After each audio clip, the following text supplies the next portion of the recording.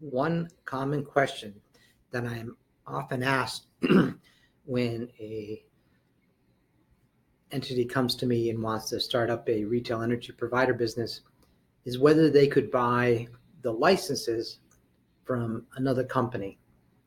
Um, Early in the deregulation process, there was something called rep in a box, and companies would create an entity, a shell entity, acquire all the licenses, and then simply seek to transfer um, that rep in a box to a buyer who wanted to hit the ground running with an entity that was already formed and had licenses.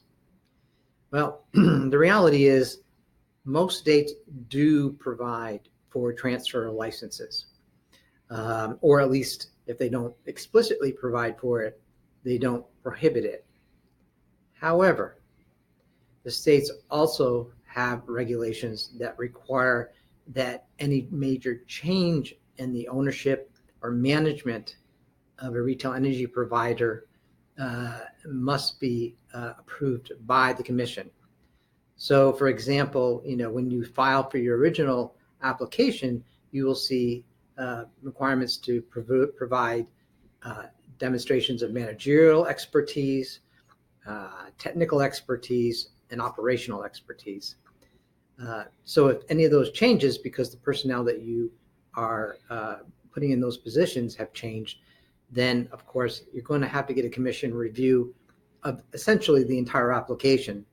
So simply buying a rep in a box with the licenses really doesn't get you anywhere, because you're going to have to start from scratch, and in each of those states get permission to change the various management and operational personnel for that company, among other things, including demonstrations of financial security.